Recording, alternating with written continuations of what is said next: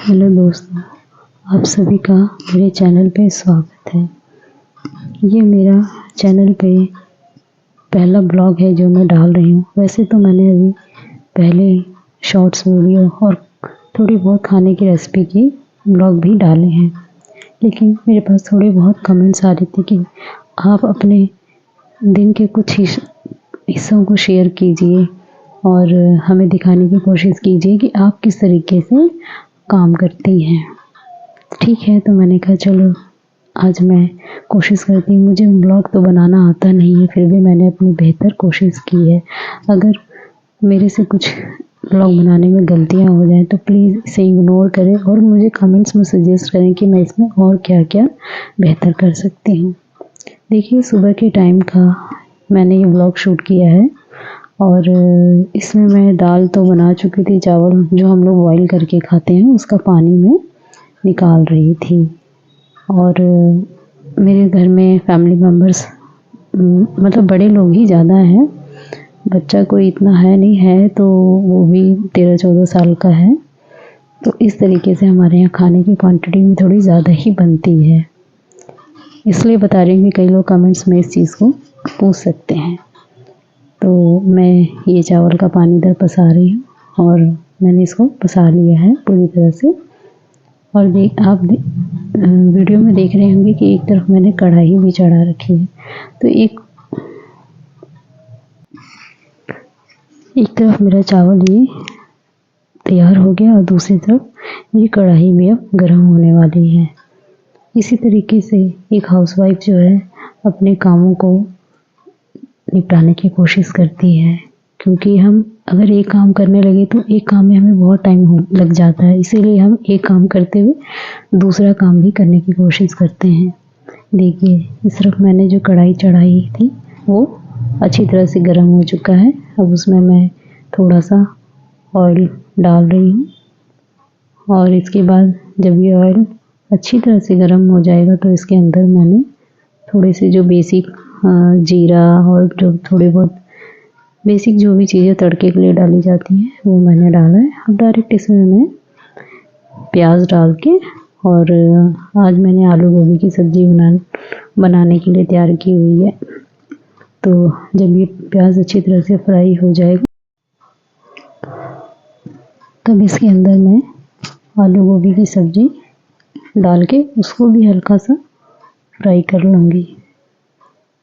मैंने पहले ही बताया कि हमारे मेंबर्स ज़्यादा होने की वजह से खाने की क्वांटिटी थोड़ी ज़्यादा ही रहती है। और फिर धीरे धीरे मैंने सारी सब्जियों को आपस में मिक्स करके रख दिया। फिर तभी मुझे याद आया कि टमाटर तो मैंने निकाला ही नहीं है, तब मैं टमाटर लेने के लिए फ्रिज में गई। फ्रिज से फिर मैं टमाटर लेके आई, क्योंकि क्या होता है ना, खाना बनाते समय हमें सारी चीज़ों का याद नहीं रहता और एकदम से हमें याद आता है तो फिर कोई देने वाला भी नहीं होता। एक हाउसवाइफ अच्छी तरह से जानती है कि उसे ही सब चीज़ अपने आप उठानी है और अपने आप ही रखनी है।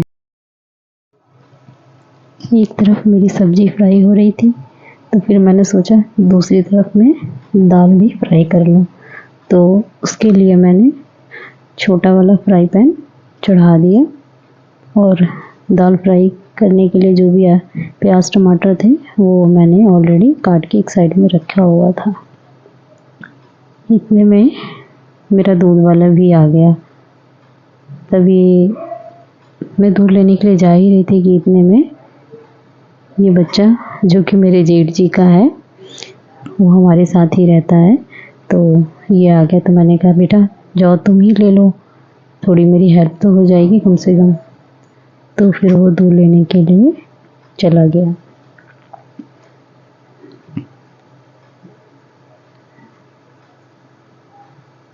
दूध रख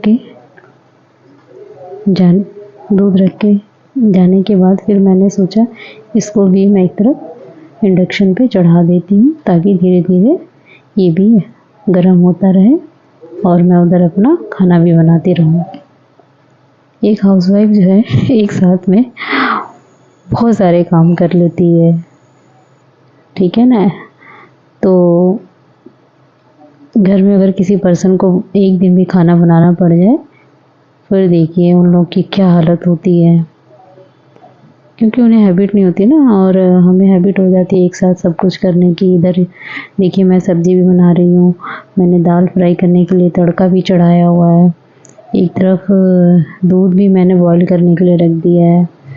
तो हम सही, किसी ने सही कहा है कि वुमेन्स जो होती हैं वो मल्टीटास्किंग होती हैं। सही बात है ये।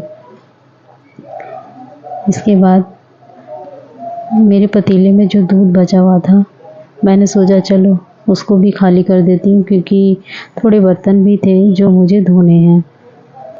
वैसे हालांकि मेरे यहाँ मेड लगी हुई है, लेकिन आजकल वो आंटी आ नहीं रही हैं, क्योंकि उनकी बहू की डिलीवरी हुई है। तो इस चलते उन्होंने 10 दिन की उन्होंने छुट्टी ली है, क्योंकि फिर ऐसे घरों में काम भी ज़्यादा हो जाता है। इसीलिए मेरे ऊपर आजकल काम का ज़्यादा बर्डन हो गया है। कोई बात नहीं, प्रॉब्लम तो सभी के साथ ही रहती है। इधर ये देखिए मेरे सिंक में भी बर्तन थोड़े बहुत इकट्ठे हो गए। हालांकि मैंने बर्तन तो काफ़ी सारे पहले ही धो लिए थे, लेकिन थोड़े बहुत तो खाना बनाते बनाते हो ही जाते हैं। तो मैंने सोचा चलो एक तरफ सारी चीज़ें रेडी हो रही हैं, तब तक मैं धीरे धीरे करके थोड़े बर्तन भी धो लूँ। फिर इतने में मुझे याद आया कि मैंने इंडक्शन पे जो दूध चढ़ाया है वो थोड़ा हाई फ्लेम पे है। तो फट से मैंने अपने हाथ धोए और धो के फटाफट से इंडक्शन का फ्लेम को, टेम्परेचर जो होता है इंडक्शन में, उसको मैंने कम किया, क्योंकि कम नहीं करती तो फिर दूध बॉईल होके सारा बाहर आ जाता। फिर से मैं दोबारा से बर्तन धोने के लिए आ गई कि चलिए धीरे धीरे करके मैं थोड़े बहुत बर्तन ऐसे ही निकाल लेती हूँ, नहीं तो एक साथ फिर बहुत सारे बर्तन इकट्ठे हो जाते हैं, तो फिर धोने में भी दिक्कत होती है। मैं हमेशा अक्सर ऐसे ही करती हूँ, थोड़ा थोड़ा जो भी बर्तन होता है मैं उसको धोती रहती हूँ।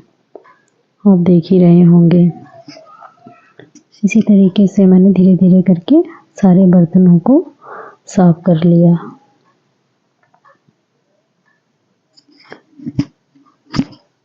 बात ये होती है कि हमें ये सब चीज़ें मेड के रहने से ना नहीं करने की आदत हो जाती है, तो एकदम से करना पड़ता है, तो हमें भी मतलब अजीब लगता है। लेकिन ऐसा नहीं है कि, हाँ थोड़ा आलस ज़रूर आता है, लेकिन हम हाउसवाइफ जानती हैं कि अगर ज़रूरत पड़ती है तो हम लोग कर लेते हैं,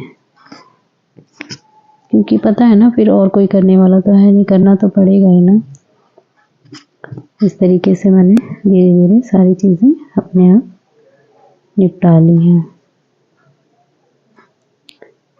काम करते हुए ध्यान दूसरी तरफ भी रहता है कि कहीं दूसरी चीज़ें ना जल जाएं, चाहे उबल के गिर जाएं, तो वो सब चीज़ें भी हमें देखनी होती हैं।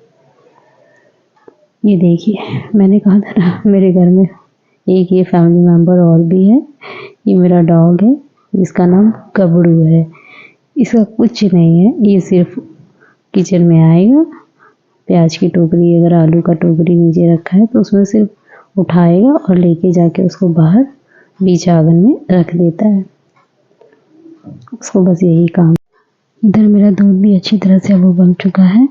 अब मैं बाकी के काम भी निपटा लेती हूँ।